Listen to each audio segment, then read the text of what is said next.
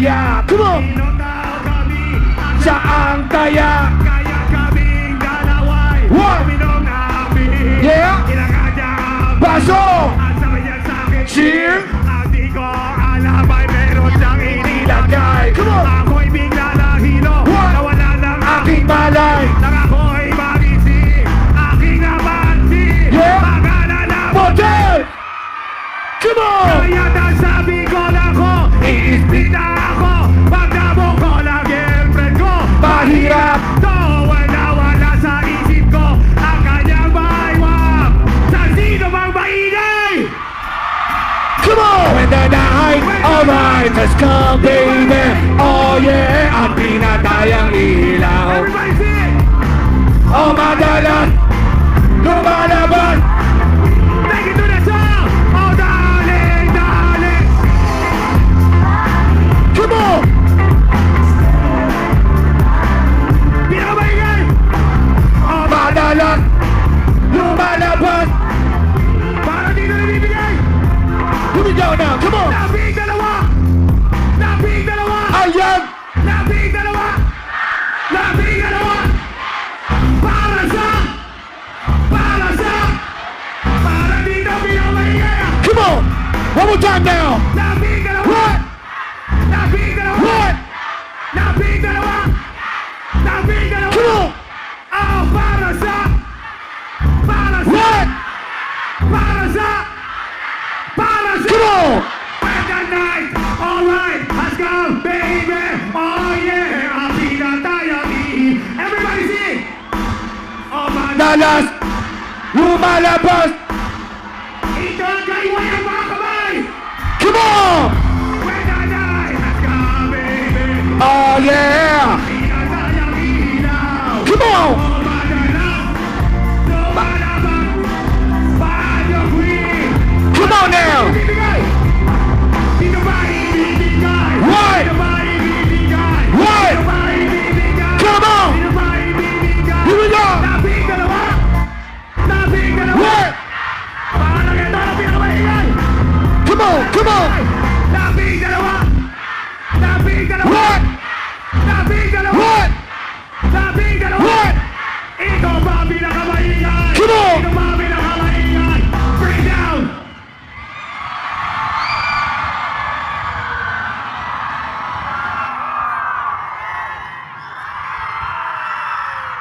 Labing dalawa!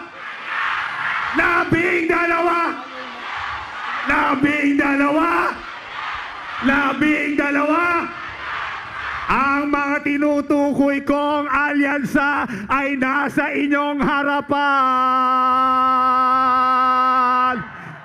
Kasama ni Andrew E. God bless Bicol! Thank you very much! Maraming salamat po, Andrew E.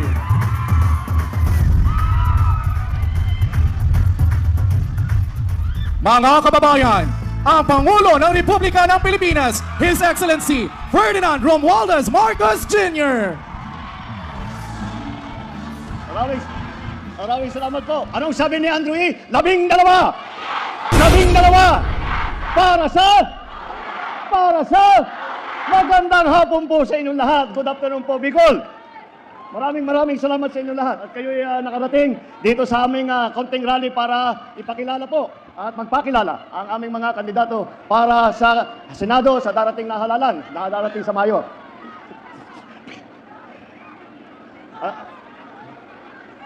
Alam niyo po, kapag ako'y sumasama po sa kanilang mga lakad, ay sinasabi, kampanya mo naman kami. Alam niyo po, napakadali para sa akin upang iharap sa inyo ang ating mga kandidato para sa Senado. Bakit po? Dahil po, tingnan naman ninyo ang naka-line up ng alyansa para sa Senado. Kung iisa-isahin po natin, bawat isa, narinig niyo po silang magsalita. Narinig niyo po sila na kung ano ang kanilang nagawa. Narinig niyo po kung ano ang kanilang mga pinaplano kapag sila ay naluklok sa mataas na office ng Senate. Yan po, kaya naman. At isa-isa, sasabihin natin, madaling sabihin, di kalidad po itong ating mga kandidato. Pat pinagsama mo halos ito na yung dream team kung tatawagin para sa politika. Ito na yung dream team para sa Senado. Kaya po ay nais namin muli na iharap sa inyo ang ating mga kandidato ng alyansa.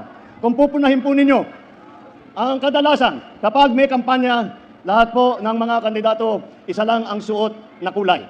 Kung titignan nyo po kami, ay iba-iba po ang aming suot dahil po iba-iba po ang pinanggalingan namin ng mga political party.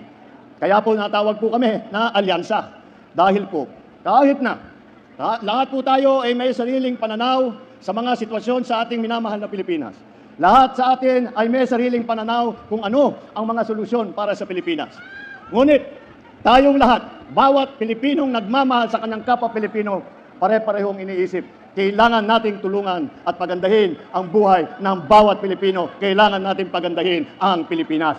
Kaya naman po, nagkaroon po tayo ng alyansa na nanggaling po sa iba't ibang mga political party.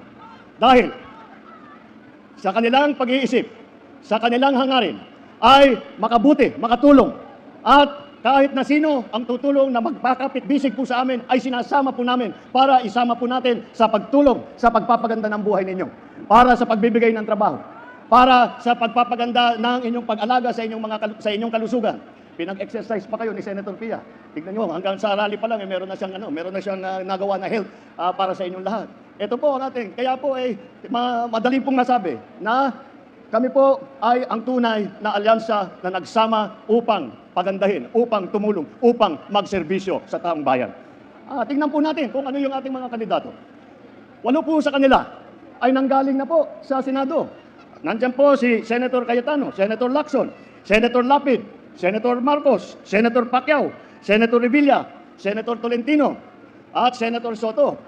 Ngunit si Senator Soto rin, ay lahat po sila ay matagal nang naging legislator at marami na silang nagawang pagpapatulong, magsusulat ng magagandang batas. Bukod pa ron, si Senator Soto ay naging Senate President pa. Ay masasabi ko, dahil sarili kong karanasan, dahil po nung senador ako, siya po yung Senate President namin. At alam na alam ko kung paano siya magpatakbo. Kahit po nagtatalo kaming mga senador. Alam niyo naman kami, mahilig kami magdebate. Si Senate President namin talagang nahahanapan niya ng paraan na mag-agree po lahat. Kaya po, pag sila ay nabalik na sa Senado, alam na po nila ang gagawin nila. Alam na po nila ang trabaho. Alam na po nila ang mga problema na kailangan bigyan ng solusyon. At alam nila kung paano patakbuhin, paano gamitin ang pamahalaan upang magdala ng serbisyo sa taong bayan. Sa katunayan, ito po naman ay galing po sa House of Representatives, naging congressman po. Andiyan po, Congressman Abalos, Congressman Binay, Congressman Marcos, Congressman Cayetano, Congressman Pacquiao, Congressman Tulfo, Congressman Villar. Yan po mga record nila. Nakita niyo po, very experienced po. At alam po nila kung paano ang mga pasikot-sikot sa gobyerno. Alam po nila kung paano ang pandarin na mabuti ang ating pamahalaan dahil hindi lamang sa mababang kapulungan kundi pati na sa House of the Senate ay may experience silang lahat. Kaya po, pagka sila ay naupo muli, ay may pabayaan na, papaubaya na po natin sa kanila. Ako po, sa palagay ko, ako na ang pinakamapalad na Pangulo kung sila ay mahalal lahat. Dahil kung yan ang mga kasamahan ko, napakarami po nating magagawa, napakarami po kayong mararamdaman na benepisyo na nanggaling sa national government. 4 naman ang nagsilbi, kung hindi sa kabinete, ay sa tinatawag na cabinet rank. Bali, secretary sila. Andiyan po si Secretary Abalos ng DILG, ng local government. Dahil po, nung ako'y umupo at iniisip ko, sino ba ang maganda siguro, nakakaunawa sa mga issue ng local government, may balita ako na meron daw magaling na mayor dati sa Mandaluyong na maraming natanggap na premyo. Kaya sinabi ko, ayan, marunong yan, nakakaintindi. Kaya DILG Secretary noon, si Secretary Benher Abalos. At si Erwin Tulfo naman, naging Secretary po ng DSWD. Ganon din po ang aking pag-iisip. Noong umupo po ako bilang Pangulo, sabi ko, sino ba ang kilala ko na walang ginawa araw at gabi kung hindi tumulong sa ating mga kababayang nangangailangan? At kaagad, naisip ko po, kilala ko yan, kaibigan ko yan, naging partner ko pa sa radyo yan. Ang ating magiging Senator Erwin Tulfo. Andyan din po si Senator Tolentino na nanggaling po sa MMDA, yung Metro Manila Development Authority. Napakahirap po na trabaho yan dahil po, isipin ninyo, lahat ng mga lungsod ng Metro Manila ay kailangan pagkaisahin upang magsama-sama upang magtulungan na pagandahin para pa maayos ang mga problema ng traffic, mga problema ng tubig, yung problema ng kuryente, lahat po yan ay siya po ang namahala niyan. At ngunit kahit ang ahensya niya ay Metro Manila Development Authority, ay masasabi ko po dahil ko pagkatapos po ng pagdaan ng Yolanda doon sa Leyte at sa Samar at saka sa Leyte at saka sa Visayas, nandun po ako. At panay ang hingi po namin ng tulong sa national government. At mabagal po ang response. Ngunit ang una pong dumating na ahensya, hindi po namin nakalait. Ang unang dumating na ahensya sa Tacloban, sa Leyte, hanggang sa lahat ng Samar na tumulong na may dala na heavy equipment para mahanap po namin yung mga survivor po, para malinis po namin ang aming lugar. Ang unang dumating po ay ang MMDA na hindi lang po Metro Manila ang sinisilbihan. Siya po, nandun po, nagkita po kami ni Senator Tolentino doon sa Tacloban at nakatulong siya ng napakalaki. Si Senator Lacson naman, yun din. Siya ay naging Presidential Assistant for the Rehabilitation and Recovery ng Yolanda Rehabilitation, si Senator Ping Lacson. Siya po, pagkatapos ng pagdaan ng bagyo, lahat po ng mga tulong na hinihingi namin, na ibinigay ng iba't ibang ahensya, ay dyan po nang galing. Dyan po nang galing sa yung ating Presidential Assistance for Rehabilitation for Yolanda. Ito, Senator Ping Lacson, sila ang nagplano, nagpatayo ng bahay, nagdala ng mga relief goods, nagdala ng lahat ng pangangailangan, nagbigay ng trabaho para sa mga nasiraan ng kanilang hanapbuhay.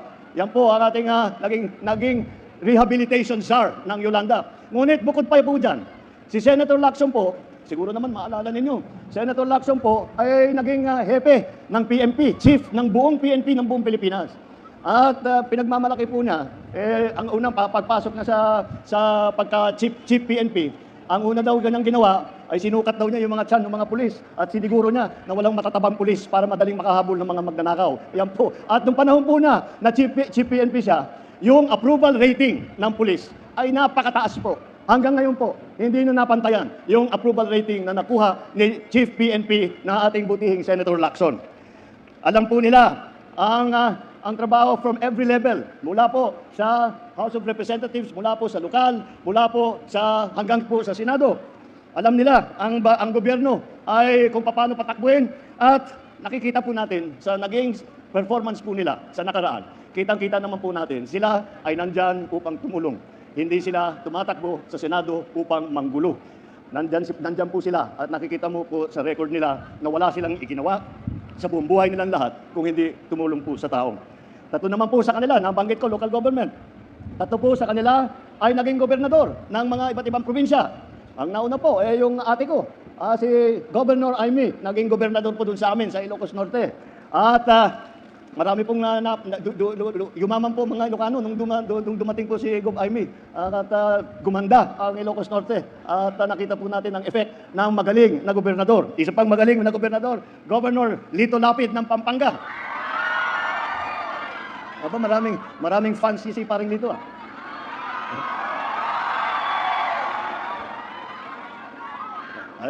Kilala niyo naman pala ang ating kaibigan. At alam niyo naman kung matagal, siyempre, kinikilala natin siyang artista. Pero action star. Hanggang ngayon, action star pa rin.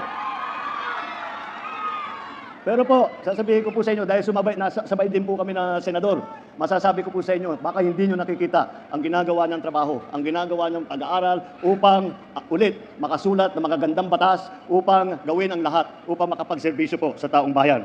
At ang isa pa, naku, siguro kilala nyo ito, ang governor ng probinsya ng Cavite, Governor Bong Revilla.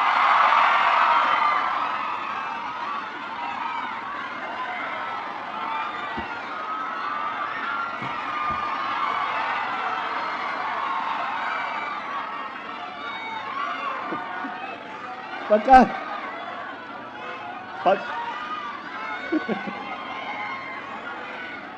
naririnig ko kayo, naiisip ko, mali yata ang pinasukan ko trabaho, dapat nag-showbiz naman. Pero isa pa yon, kilala niyo siya, dahil nakikita siya sa television, sa sine, action star din. Hindi niyo po masasabi, pero hindi niyo po alam ng gobernasyon. Kung titingnan niyo po, kung kayo po ay nakakadayo, nakakabisita sa Cavite, at nakita ninyo ang Cavite noon, at tignan po ninyo ang Cavite ngayon, makikita nyo napakarami ang ginanda ng probinsya ng Cavite dahil po sa trabaho na ginawa ng Governor Bong Revilla. O dito lang po tayo sa local government. Tatlo naman sa ating kandidato ay naging mayor ng iba't ibang lungsod. Tatlo po. Mayor Abalos ng Mandaluyong City. Siya po ay siguro sa lahat ng mga, siya isa sa mga mayor ng lungsod, city mayor, na nakatanggap ng napakaraming premyo, napakaraming pagkikilala dahil sa kanyang mga ginawa, dahil sa dami ng kanyang natulungan, at bukod pa ron, sa kanyang mga bagong patakbo, bagong sistema na ginaya po namin ng ibang local government. Ganyan po, yan po ang dating mayor, Mayor Abalos ng Mandaluyong. Andyan din po ang naging mayor ng, alam niyo po ito, alam niyo po, City of Tagaytay. Sinong naging mayor dito sa kasama natin? Senator Tolentino po, naging mayor. O, kita niyo, hindi niyo alam. At ganun din. At siya ay nakapagserbisyo bilang mayor ng Tagaytay. At tignan po naman ninyong Tagaytay, ang ganda-ganda po ng development. At alam niyo po sa lahat ng nakasama ko po na senador, ito po ang hindi po mahihila ito. Dahil laging nag-aaral, laging nagbabasa, laging nag-iisip, laging nagkukonferensya kung ano pa ang pwedeng gawin para pagandahin ang kanyang pagsulat ng batas para bigyan ng solusyon ang mga problema na hinaharap natin. At ang mayor ng pinakamayaman na lungsod sa buong Pilipinas. Alam niyo kung sino, anong pinakamayaman na lungsod sa Pilipinas? O sinong mahiwagang mayor ng Makati? O, kita mo. Alam niyo po, kami lahat na nasa local government noon, tinitignan namin ang Makati. Sabi namin, sarap naman maging mayor ng Makati, ang yaman-yaman ng Makati City. Ngunit, hindi po, ginamit po niya yung yaman na yun para ulit tulungan ng tao. Ang dami po, sa Makati, halos lahat na ng serbisyo, lahat ng benepisyo, libre na eh. Kaya lahat kami, gusto namin lumipat sa Makati, pero hinaantay pa lang namin yung 100 years old namin na binibigyan kami ng cake. Pero yan po ang patakbo nila, yan po ang patakbo sa Makati. Lahat po ng serbisyo na ninanais ng tao, galing po sa lungsod, ay halos lahat po ay libre na. Dahil tama po, hindi winaldas ang yaman ng lungsod, ginamit para tulungan ang taong bayan. At hindi po baka kalain po ninyo na kinakalimutan po natin ang mga kababaihan.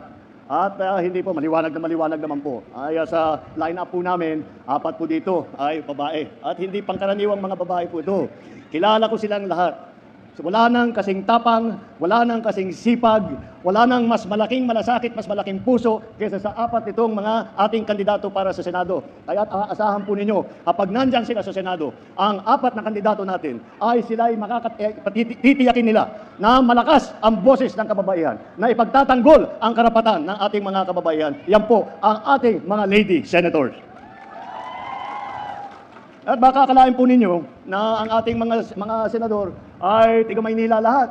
Hindi naman po siguro tama yun dahil maraming iba't ibang lugar na kinakailangan na naunawaan ng mga senador kung anong mga pangyayari doon, ano ang lagay doon, kung maganda ba ang sitwasyon, kung may kailangan ayusin.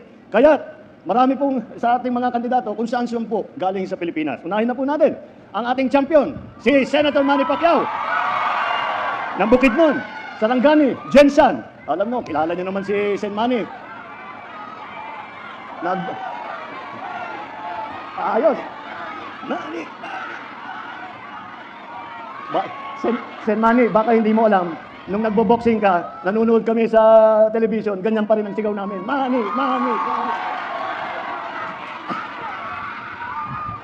Si Erwin Tulfo naman ay Dabawenyo.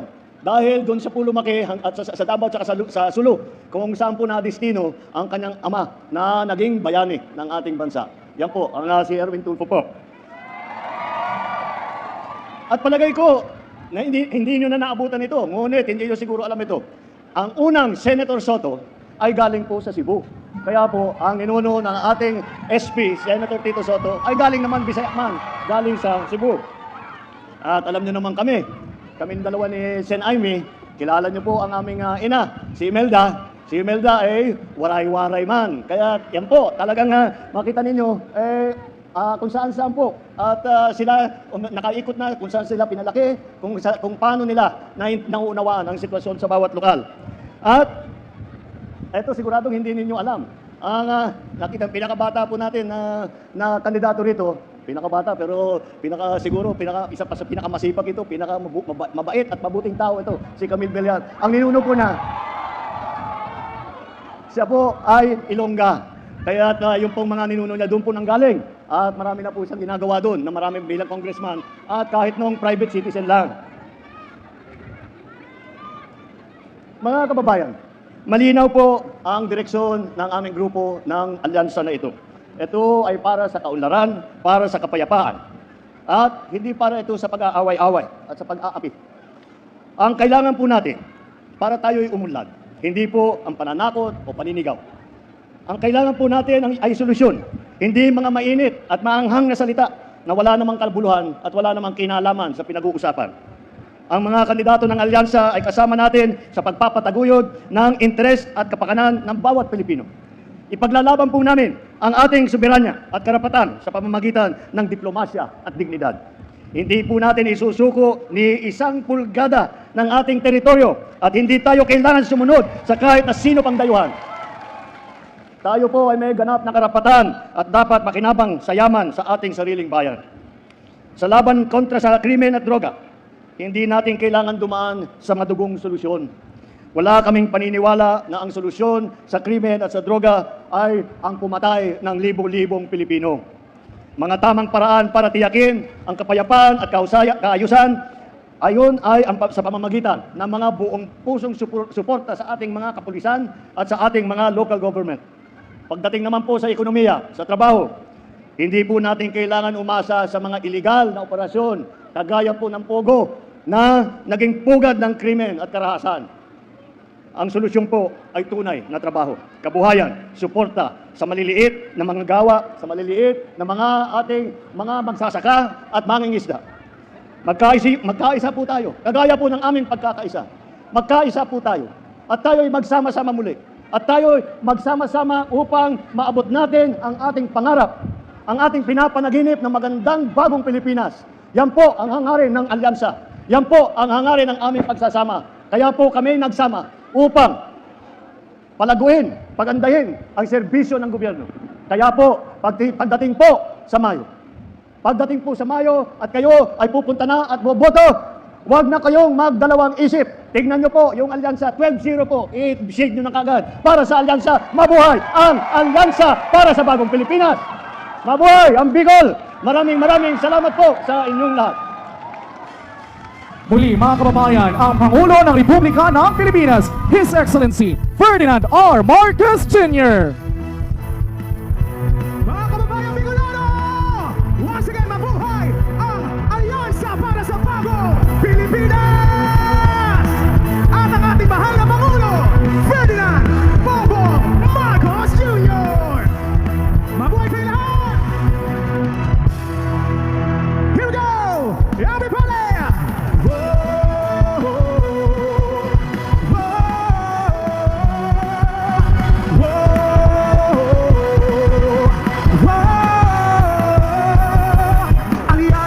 Pagkakaisa, alyansa para sa pagunlad. Come on! Alyansa ng bagong Pilipino, alyansa para sa bagong Pilipinas. Pagkakaisa ng damdamit hangarin, alyansang pinagtibay ng pangarap at adhikain.